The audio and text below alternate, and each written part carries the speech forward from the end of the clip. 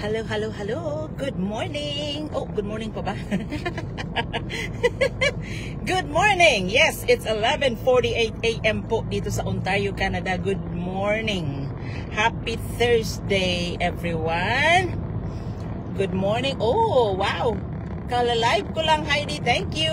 Thank you for watching. Nandiyan ka kaagad. Thank you. Thank you. Happy Thursday. Good morning, good evening, good afternoon. Kung saan man po kayo sa mundo, I hope your day is amazing. You're having a fantastic time. It's a beautiful day po dito sa Ontario, Canada. It's 23 degrees. Which is super ganda. Oh my God. Ayan, tawag na. Pugit-pugit na naman ako. I just finished teaching cardio dance party at the rooftop. So, ayan, super itim. Super itim na talaga ako. I've been enjoying outdoors talaga. Nagbabike, kung ano-ano na lang. And nagtuturo, of course. Yeah, so enjoying life lang talaga. Ganun lang dapat. So, anyhow, I hope everyone is having an amazing day, fantastic life. I hope you guys are healthy, happy, and enjoying life and doing whatever you love to do. Wow, amazing. But anyhow, it's Tita here, and I always say shout out talaga sa aking mga followers. I really appreciate you guys. Dami-dami nyo na, mapabago man o mapaluma. I really appreciate your support. Thank you sa pag-engage nyo sa aking mga posts, pag-share nyo sa aking mga posts, mga comments. I really appreciate you guys. So, anyhow, thank you again. Now, I always make sure na every time na mag-live ako, thank you, Carmela, thank you for watching. Every time na mag-live ako, I always make sure na meron akong topic na pag-uusapan natin. So, because lately talaga, kahapon super, and then the other day was the same, and then ngayon din is ang daming we will talk about conversation ko sa aking business, because I'm always proud to share this one with you guys. For you, sa lahat ng followers ko, you know that I have an online business na, of course, kinogrow ko, and you will see it all in my page. Yeah, so anyhow, I'm always proud to share it, because a lot of people doesn't know how great the opportunity is, and I have lots of conversation in my page as well, in my inbox, of course, regarding those people that are reaching out and interested in the business, and lots of people have watched the webinar, they like it, and doon sila nai-stuck. I have no money, like, you know, I have no money to invest, and yun ang kalimitan na rason na nakukuha ko lately. So for me, I always say that you are in a good position to start the business if you don't have money, because you know why? How would your situation change if you're not going to do something about it now?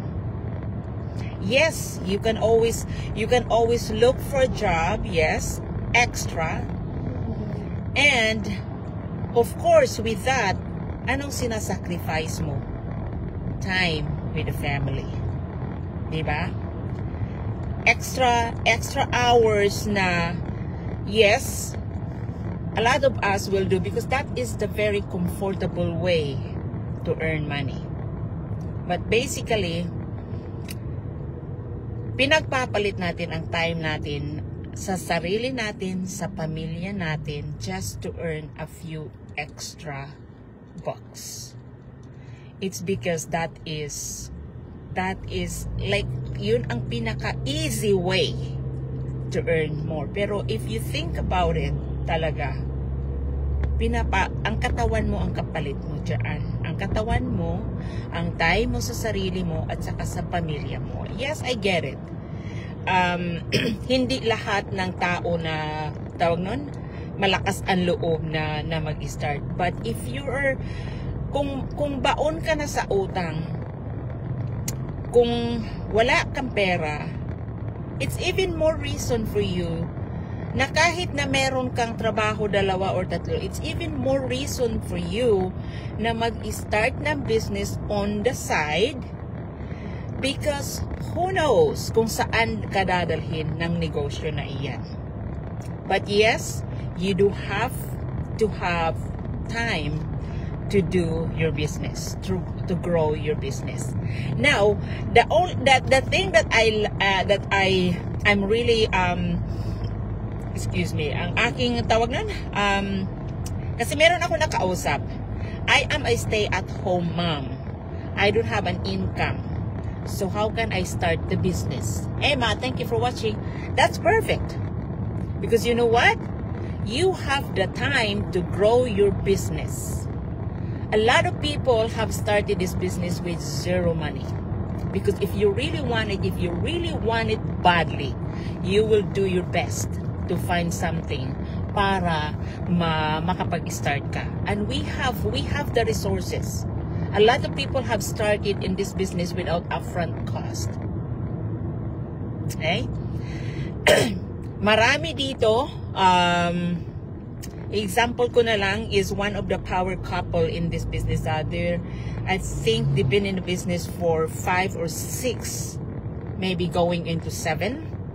They started this business with $87,000 utang, debt. Pero guess what? They're one of the leaders now. They're receiving monthly, what do you call that one? Bonus consistently. Sabrina, thank you for watching. And that bonus is lifetime na nilang marireceive yan. And then they can pass it into their son, their family, because this business is not just an ordinary business. We are building legacy here. We will come into that point where we can pass the business into our kids. Meron tayo daan.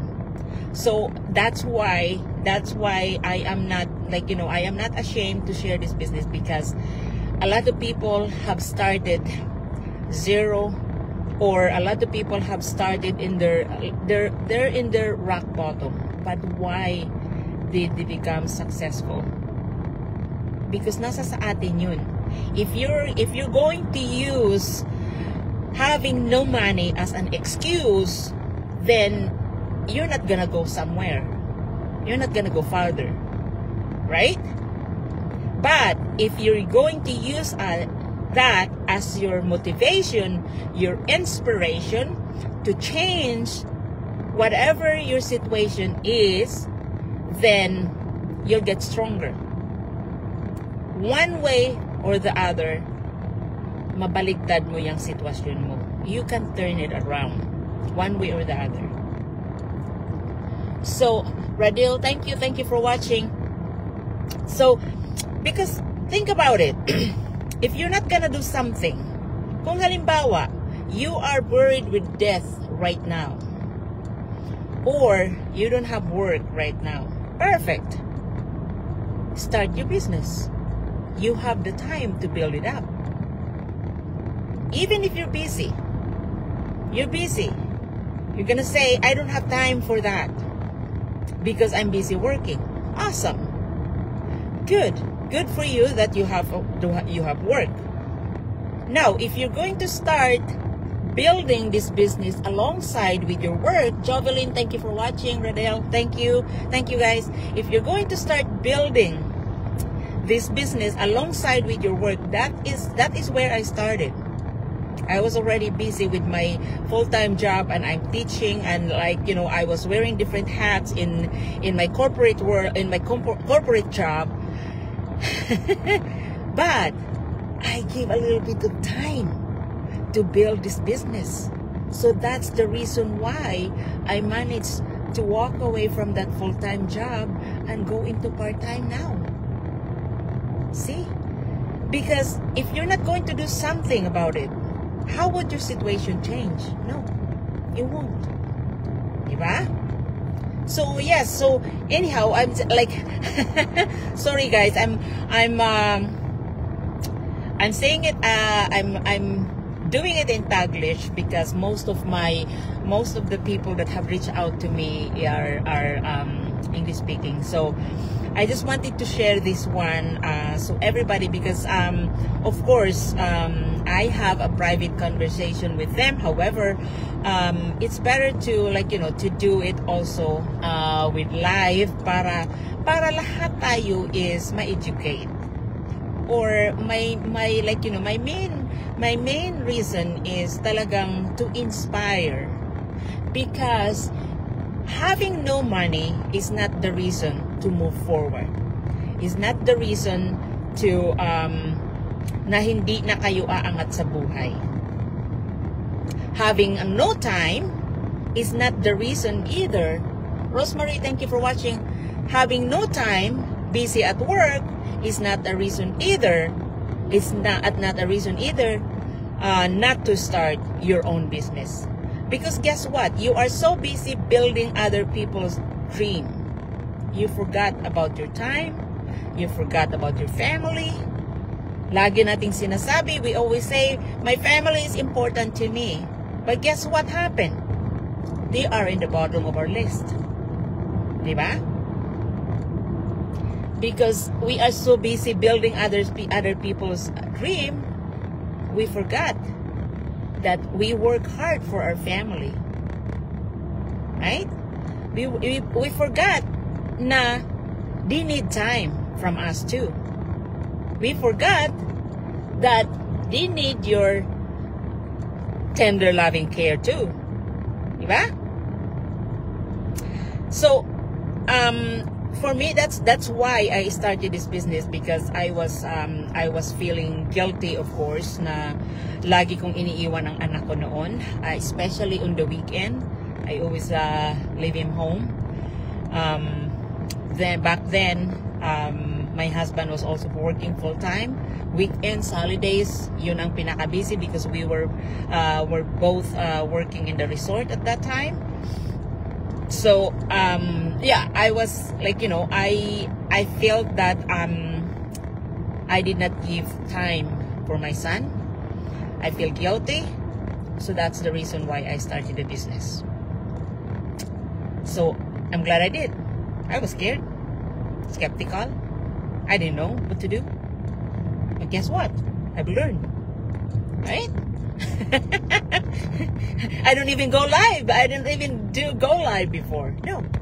But guess what? I learned it. Because you will never know what you can do unless you step into it. Kasi hindi tayo mai-stretch eh. Hindi tayo mai-stretch. Akala natin kung tayo ay kontento na nadyan na lang, nag-stuck, we're stuck, we can't move forward, then you'll be there forever. Diba? Now, what if there's emergency? Right? Wag naman, diba? Knock on wood. Right? And what if all of a sudden nawalan ka ng work? You don't have a job anymore, right? Even if you still we can always, so long as you know how to how to look for a job, you will find one. The same way, Annabelle, thank you for watching. The same way, if you really wanna change something into your life, if you're tired of working over and over the same thing all the time, paycheck to paycheck, the same cycle, you're working very hard, but then you feel like you don't grow, you're stuck, then of course you will do something, right? And of course, doing something different is always scary. That first step is always the scariest, the very nakakatakot, 'di ba? That's always the first step is the hardest one. However, when you're there, mai-stretch ka eh. You will learn, you will grow, right? You will evolve. That's what it is. And this business has provided me all of that. I wasn't confident like this before. I don't speak in front of the camera, no. But guess what? I learned it doing this business. Well, if I hadn't started the business, where would I be? In the four corner of my office. the same place, over and over and over and over. No growth. No. Although I'm grateful all the time, because I'm always lucky to find something that I really like to do. I love my job, my previous job that I left, and I love my job now as well. I do part-time. So I'm always lucky to find a great employer. I'm always lucky, right? I appreciate everything that I learned. I appreciate everything that all the experiences that I have. But then I know that I want something more. I know that my priority is my family, especially my son. So I had to do something different. Leia, thank you. Oh my God, my classmate! Hi, Leia! It's you! Uy, kumusta? Kumusta, madam? Oh my God. Yeah, so anyhow, yun ang aking, that's my take, because how many people did I talk to? I cannot start the business because I don't have money. Boy, oh boy, oh boy. That should be your greatest motivation. Yan dapat ang mag-foil sa iyo to even find something. So, your situation will change. Diba? If you don't do something, well, 2 years, 3 years, 5 years, 10 years from now, 20 years from now, you're still in the same situation. Right? Now, ang pinaka-ano ko dito is really, when I started the business, I didn't know what to do. I am not a tech savvy at all. Even up to this point, I'm not a tech savvy at all. Sometimes my son is even better than me when it comes to social media. But I learned, diba? I didn't even know that I can do these things before. But kung hindi ako naglakas ng loob na mag-step out of my comfort zone, hindi, wala. Ganun pa rin. Diba? At least now, I learn every single day. I help a lot of our ating mga kababayan din. I help a lot of people, and it's nice. Like, I feel good. I feel good doing what I am doing. I feel amazing. So, that alone, sabi nga nila, if you don't love what you do, then hindi mo masasabing successful ka. Right? You have to love it. You have to love it. Like, this, I really appreciate na, I'm really glad na nag-start ako sa negosyo na ito, because, Charlene, thank you. Dahil hindi ako mag-step out sa comfort zone, hindi ako maging confident na mag-live na ganito, hindi ako maging confident na magsalita with in front of people. Hindi ako maging confident na ganun if I hadn't started this business. So many things have shifted in me, and talagang kahit na yung mindset ko it's very, very different now. So, which is different in a way that it is good, because I love helping even my business partners na hindi ko financially connected. I still do it because I love doing it. I learn, I grow, and it's good. But anyhow, bottom line, bottom line, that's why I put it there. No money, no money, no time. That is your that is the reason, even more reason for you why you should start this business. Because 5 years, 10 years, 20 years from now, if you don't do something in your current situation, guess what? You're still in the same loop, right? The same thing. You're still doing the same thing. Hopefully, you're still strong. You're still very strong to to do 3-4 jobs, working long hours. Hopefully, you're still like that, right? So, but we know it. Mga thunders na. Diba? So, dapat magpakasaya na lang tayo. Hindi na masyadong magkudkod. Diba? But, we want what you call it, hindi natin mararanasan yan if we are not willing to do whatever it takes para mabago ang sinat. Ah, yes, we're back. Sorry guys, my connection was not so good, so I lost you there for a minute. But anyhow, I didn't kick you out, okay?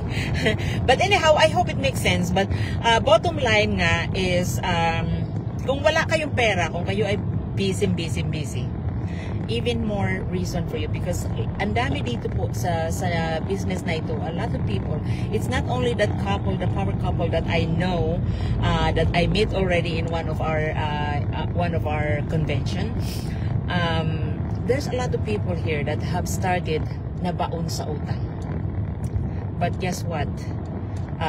Job quitter na, nagtawag na, full-time, they work full-time on their business. They go anywhere with their family, because our business, we can do it anywhere we want.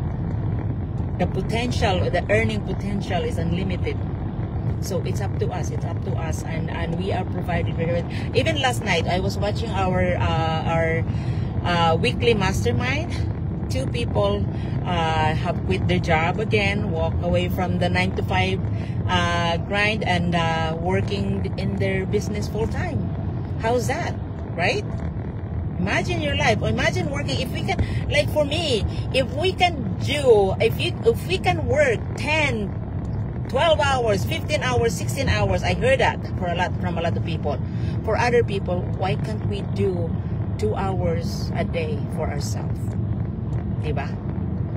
And who knows, yung 2 hours mo na yan na ginugugol mo with your business to grow your business, who knows, that business will allow you to quit your job, will allow you to be the boss of yourself, diba? Will allow you to stay with your family, diba? Hindi mo alam yun. Isang hakbang lang yan. Isang hakbang lang na gagawin mo. Hindi mo alam kung saan ka dadalhin yan. But anyhow, give yourself a chance. Give yourself a chance, and hindi niyo malalaman kung ano ang kaya nyo unless you step into the unknown. Ranas ko yan. So that's why I'm saying this, because that's how I found it out. Hindi ko alam na meron pa pala akong talento na nakatago. But anyhow, I hope it makes sense. And I'm always open. If you guys would like to learn on what kind of business we're doing, we're very transparent. So feel free to get all the information. Sign up for our webinar. My website is on my business page. All you have to do, sign up with your name and email address, and then our system will send you the information. See, it's not even me, it's our system that will send you the information that you need. And then when you watch the webinar, feel free to contact me. I'm always open for a one-on-one. If you have questions, then I'm always open for that. But